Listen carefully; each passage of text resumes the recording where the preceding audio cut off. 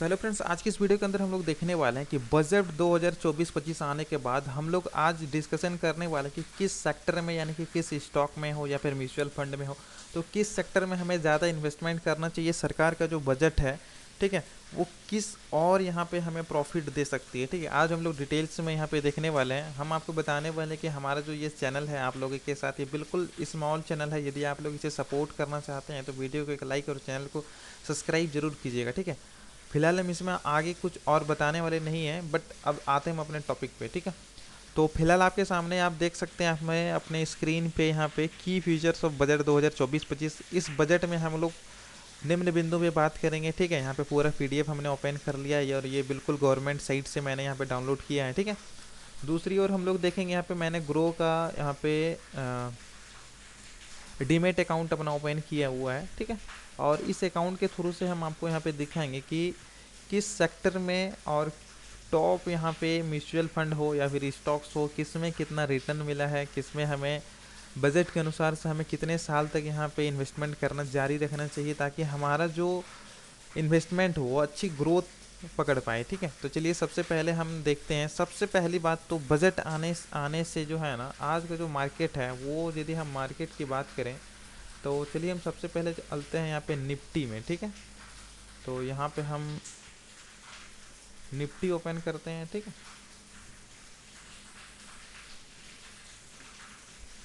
Nifty charts, और जैसे हम लोग निफ्टी ओपन करते हैं आप लोगों को यहाँ पे दिखेगा एक बहुत बड़ा भयंकर जो डीप इसे बोला जाता है। देख सकते हैं आज का जो मार्केट था वो लगातार यहाँ से स्टार्ट हुआ था। ठीक है, ये देख सकते हैं 22 जुलाई है। 22 जुलाई आने के बाद देख सकते हैं यहाँ पे भयानक, यहाँ पे तुरंत यहाँ से कितना ज़्यादा पॉइंट यहाँ पे डीप हुआ है। ठीक है, देख सकते हैं कितना लॉन्ग डीप हुआ है। और ये डीप होने के बाद फिर यहाँ पे निर्मला सीतारमन जी जो है हमारे वित्त मंत्री, ठीक है, उन्होंने ऐसा क्या यहाँ पे अपने बजट में बोला है ताकि फिर से जो मार्केट जो है ना वो फिर से थोड़ा सा अरेंज होके फिर से थोड़ा ऊपर चल गया। और लगभग देख सकते हैं मार्केट जहाँ से ओपन हुआ था लगभग अप्रॉक्स वहीं पे आया। ठीक है, इस मार्केट में एक ही लोगों का लॉस हुआ होगा, यदि लॉन्ग टर्म के लिए यदि वो फ्यूचर एंड ऑप्शन करते हैं तो उसे डेल्टा का बहुत ज़्यादा लॉस होता है। इसमें डेल्टा थीटा वगैरह का है ना, तो उसमें फ्यूचर ट्रेडिंग में आपको इसमें लॉस देखने को मिलेगा, क्योंकि मार्केट जो है ना वो कंसोलिडेटेड है।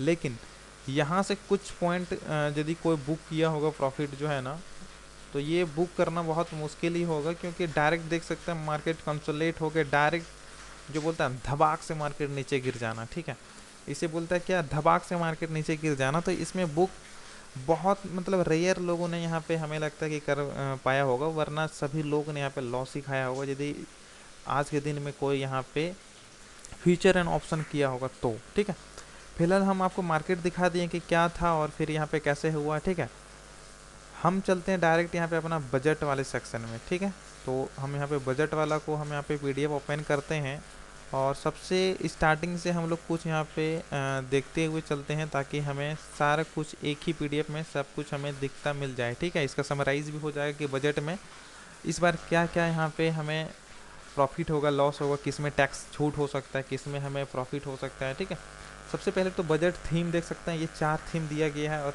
एम्प्लॉयमेंट, रोजगार, यहाँ पे विपक्ष वालों ने रोजगार रोजगार बोल के बेरोजगारी की दर बढ़ गया ये बोल के इन्हें रोजगार का, इन्हें थोड़ा सा तो चलो मालूम हुआ कि रोजगार यहाँ पे नहीं है, क्योंकि बीजेपी आने के बाद आप लोग को भी पता होगा कि रोजगार काफ़ी घट गए होंगे। ठीक है, यदि आप लोग बीजेपी के फेवर में होंगे तो आप लोग को शायद हो सकता है कि बुरा लग सके, बट सच तो यही है। दूसरा, इन्होंने स्किल पे यहाँ पे फोकस किया है। तीसरा, एमएसएमई, एमएसएमई ये लगातार तीसरी बार इसका जो बजट है लगभग है ना, तो तीसरी बार हर बजट में इसका देख पाओगे आप, एमएसएमई तो रहता ही रहता है। ठीक है, ये ग्रोथ वाले सेक्शन में, इंफ्रास्ट्रक्चर में ये मतलब ज़्यादा फोकस करते हैं, तो एमएसएमई तो इसका है ही। मिडिल क्लास वाले में क्या है, चलिए हम आगे देखते हैं। ठीक है,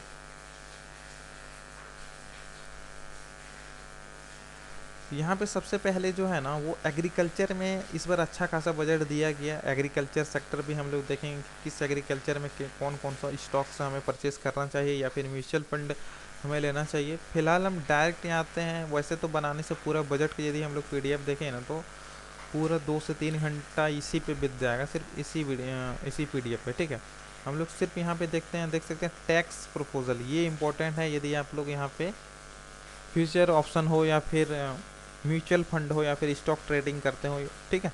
ये इंपॉर्टेंट पीडीएफ है। इसमें हम लोग देखते हैं, इसमें जो है ना review of income tax act 1961 के अनुसार से हमारा जो पहले का जो टैक्स था ना, वो एक होता शॉर्ट टर्म टैक्स, एक होता लॉन्ग टर्म। शॉर्ट टर्म यानी कि यदि एक साल के अंदर हम यदि कुछ खरीद बिक्री करते हैं तो उसे शॉर्ट टर्म बोलते हैं, ठीक है। तो शॉर्ट टर्म जो था ना, वो पहले जो टैक्स था वो कितना था, पहले 15% का टैक्स था। जैसे कि देख सकते हैं रिड्यूस, सॉरी ये तो अलग है, कहाँ गया वो, एक्चुअली ये मोबाइल वगैरह का है, वो भी दिया गया है। चलिए हम आपको वो भी दिखा देते हैं ना।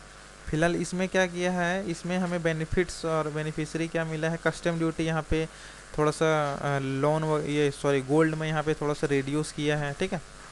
उसके बाद ज़्यादा मोबाइल वगैरह का चार्जर वगैरह जो भी था, ठीक है, उसमें थोड़ा सा आपको दाम की कटौती मिलेगी, थोड़ा सा सस्ती मिलेगी सामान, है ना। चलिए यहाँ पे डायरेक्ट टैक्स प्रपोजल, ठीक, देख सकते हैं। Short term gain financial asset to attract 20% tax rate, देख सकते हैं ये बहुत ही तहलका मचाया हुआ है मार्केट में, ठीक है। यानी कि पहले जो 15% का रिटर्न था ना, वो अब 15% का जो टैक्स था ना, वो अब 20% का टैक्स लिया जाएगा यदि एक साल के अंदर में आप कोई स्टॉक्स, यानी कोई स्टॉक्स लेते हैं या फिर कोई म्यूचुअल फंड, सपोज दैट आप कोई म्यूचुअल फंड स्मॉल कैप, कोई टाटा स्मॉल कैप कोई म्यूचुअल फंड लेते हैं, उसमें 1 लाख रुपये आप इन्वेस्ट करते हैं, एक साल के अंदर आप उसे निकाल लेते हैं, सेल कर देते हैं, तो उसमें क्या लगेगा, आपका शॉर्ट टर्म कैपिटल जो है ना उस पर टैक्स लगेगा। उस पर क्या है, पहले 15% लगता था, अब यहाँ पे 20% लगेगा। यानी कि आप बहुत किसी के मायने में लगेगा तो क्या हुआ, 5% है ना, बट यार 5% नहीं है। आप देखो कि पहले 15 था, अब 20 हो गया, रेट बढ़ा कितना, 5, किस पे बढ़ा, 15 पे इंटू 100 यदि किया जाए, यदि परसेंटेज निकाला जाए ना, तो अप्रोक्स यानी क्यों पूरा पूरी 33.33% यहाँ पे इंक्रीज हुआ है, ठीक है। यानी कि पहले यदि आपको 1 लाख में यदि आपको टैक्स कम लगता था, तो इस बार आपको 1 लाख में 33,000 रुपया ज़्यादा का टैक्स लगेगा, ये आप दिमाग रखो, है ना। लॉन्ग टर्म में भी क्या है, इसमें 2.5% का बढ़ा हुआ है, ठीक है। लॉन्ग टर्म में 2.5% मतलब 20% का यहाँ पे इंक्रीज हुआ है। बहुत किसी को बोला सिर्फ 2.5%, लेकिन इंक्रीजमेंट कितना हुआ है वो देखो आपकी परसेंटेज वाइज देखा जाए तो पहले 10 था, अब 12.5 हुआ है। तो यानी कि इंक्रीज जो हुआ है ना, वो 20% का यहाँ पे इंक्रीज हुआ है, ठीक है। यदि एक साल के बाद कोई इक्विटी शेयर या म्यूचुअल फंड में आप लोग उसे सेल करते हो, तो आपको सिर्फ पहले 10% लगता था, अब 12.5% के रेट लगेगा। लेकिन थोड़ा सा इसमें क्या किया है, थोड़ा सा छूट दिया, ये सरकार को देखना चाहिए था। यहाँ पे बहुत 1 लाख था, इसको डायरेक्ट 2 लाख करना चाहिए था। यानी कि ये क्या होता है, increase in limit exception of capital gain on financial asset of 1.25 lakh per year. यानी कि पहले 1 लाख तक आपका कोई यानी कि टैक्स नहीं लगता था, लेकिन अब जो है वो 1.25 लाख तक का छूट है, यानी कि सिर्फ 25,000 का छूट मिला है, ठीक है। ये थोड़ा सा इधर आप यहाँ पे 33% इंक्रीज कर रहे हो, यहाँ पे 20% इंक्रीज कर रहे हो, यहाँ पे सिर्फ 25,000 यहाँ पे परसेंटेज दो यार। मतलब ये थोड़ा सा सरकार के जो है ना, ये मनमानी है थोड़ा सा यहाँ पे, है ना। बाकी हम लोग चलते हैं अपने यहाँ पे मेन मुद्दे पे। तो यहाँ पे देख सकते हैं एक्सपेंडिचर ऑफ मेजर आइटम्स, ठीक है। सबसे मस्त और यहाँ पे बल्ले बल्ले वाला जो सेक्टर है ना, वो है डिफेंस सेक्टर, ठीक है।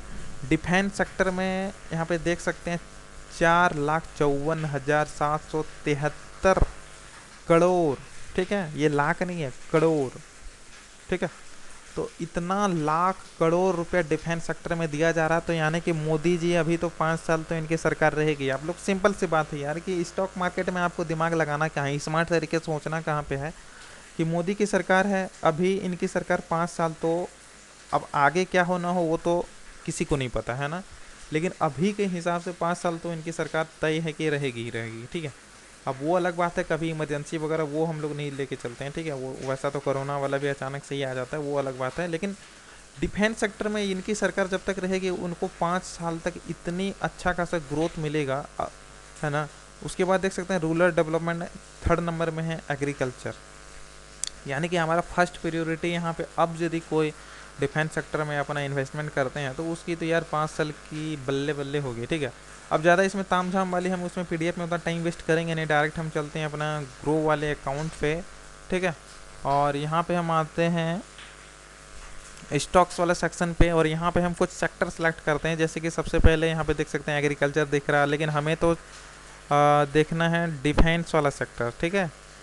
तो डिफेंस वाला सेक्टर में यदि हम देखें कि यहाँ पे कौन सी सेक्टर सबसे अच्छा है या फिर किस सेक्टर में हम पैसे लगा सकते हैं, तो यदि हम डिफेंस यहाँ पे सर्च करते हैं तो देख सकते हैं यहाँ पे डिफेंस में हम यहाँ पे क्लिक कर देते हैं और डिफेंस जो है वो इंडस्ट्रीज़ के अंदर आता है ना। तो डिफेंस के अंदर जो है ना, अब हमें तमाम ऐसे यहाँ पे स्टॉक्स, यहाँ पे सिर्फ 8 ही स्टॉक दिख रहा है, ये क्या सीन हो गया।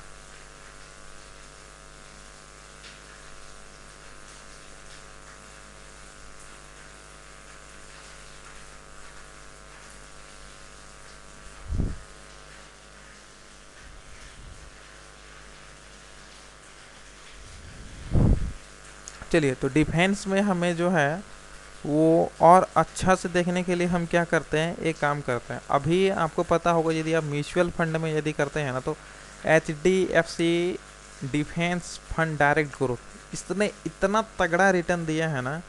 चलिए हम आपको रिटर्न पे 6 मंथ पे क्लिक करते हैं तो 48% का, और ये बिल्कुल न्यू है ना। HDFC 10 साल भी नहीं हुआ, 3-4 साल या 5 साल के आसपास वो कब से स्टार्ट हुआ हम यहाँ पे देख सकते हैं, लेकिन 6-7 साल भी नहीं हुआ है, ठीक है, 4-5 साल लगभग हुआ है। HDFC डिफेंस ऑल में यदि हम लोग देखते हैं ना तो 112 का रिटर्न दिया है, ठीक है, ये ऑल का है। यदि हम लोग यहाँ पे स्टार्टिंग करते हैं तो ये कब से हुआ है देख सकते हैं, ये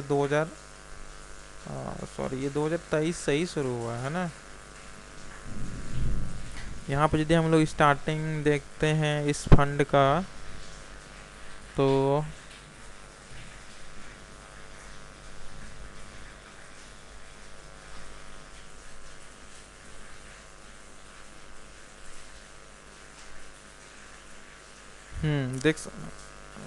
ये तो स्टाम्प ड्यूटी है।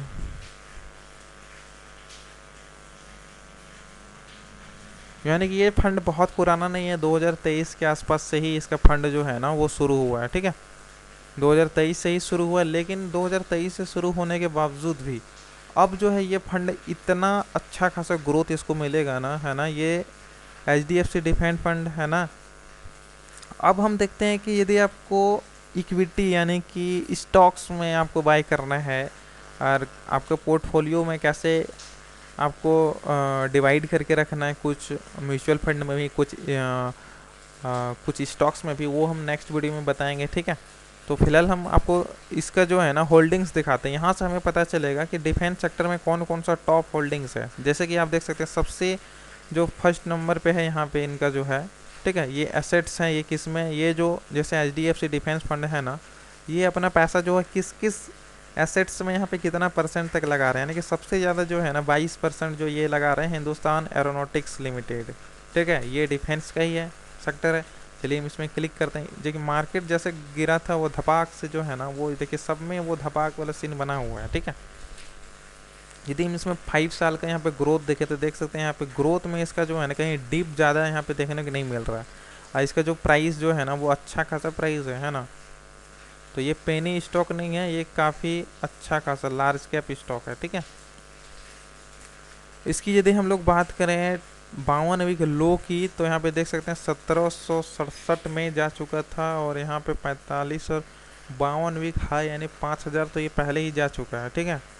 अब देख सकते हैं अभी जो हम ये वीडियो डालेंगे जैसे ही ना, उसके यानी कि मेरे डालने से नहीं है, ये तो बजट आने के बाद से है ना। आप लोग यदि वीडियो देखोगे तो इस वीडियो के अंदर में आप देखो कि 4856 इसका रेट है। जैसे ही कुछ दिन टाइम बीतेगा, 8 दिन 10 दिन, इसका रेट देखना आप कितना हाई चलेगा, ठीक है। यदि आप लोग सच में स्टॉक्स कुछ बाई करना चाहते हैं तो मेरा रिकमेंडेशन नहीं है, हम इसमें नहीं बताएंगे, लेकिन हम इसे कुछ तो बाई करेंगे ही ज़रूर, कल मार्केट ओपन होती है, ठीक है। बाकी आप लोग कोई भी स्टॉक बाई करो, म्यूचुअल फंड बाई करो, तो अपने नॉलेज के अनुसार से बाई करो। बाकी हम लोग जो हैं बस अपना एक रिकमेंडेशन देते हैं कि मार्केट इस टाइप से है, यहाँ पे है, और हमारे चैनल भी काफ़ी न्यू है, तो आप लोग ट्रस्ट करो ना करो वो तो आपके ऊपर है ना। लेकिन यार सपोर्ट कर देना एक लाइक और चैनल को सब्सक्राइब करके, तो अच्छा लगेगा यार भाई। कोई क्वेश्चन वगैरह हो तो आप डायरेक्ट आप मुझे मैसेज कर सकते हो, नीचे व्हाट्सअप ग्रुप का हो सकता है तो लिंक दे देंगे, वहाँ से भी आप लोग ज्वाइन हो सकते हो, ठीक है। बाकी जो सिमिलर स्टॉक्स हैं आप देख सकते हैं, थर्मैक्स का है, जुपिटर वैगन्स का है, ठीक है, ये सारा जो है ना वो डिफेंस सेक्टर का ही है। और जितना सारा डिफेंस सेक्टर है वो सारा जो ग्रो इनका जो होगा ना वो मतलब खतरनाक ग्रो होगा इनका। ठीक है, पहले से ही डिफेंस सेक्टर इतना आगे में था। भारत इलेक्ट्रॉनिक्स लिमिटेड देख सकते हैं। ठीक है,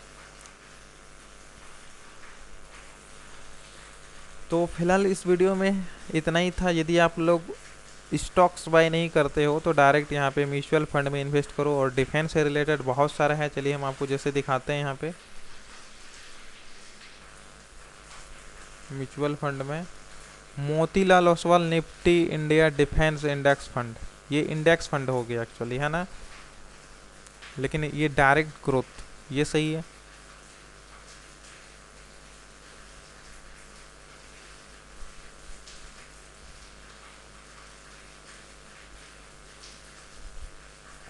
एक्चुअल में अब देखिए हम यहाँ पे ये जो डिफेंस सेक्टर है ना ये इंडस्ट्रीज़ के अंदर में आता है। तो इंडस्ट्रीज़ में आप यदि हम इस को फिल्टर को हटा देते हैं तो इतना सारा स्टॉक्स हमारे पास आएगा, D L F, H A L, L N T, ठीक है, फोनिक्स माइल्स, ये सारा जो है ना वो डिफेंस के अंदर ही रहेगा। ठीक है, इंडस्ट्रीज़ में।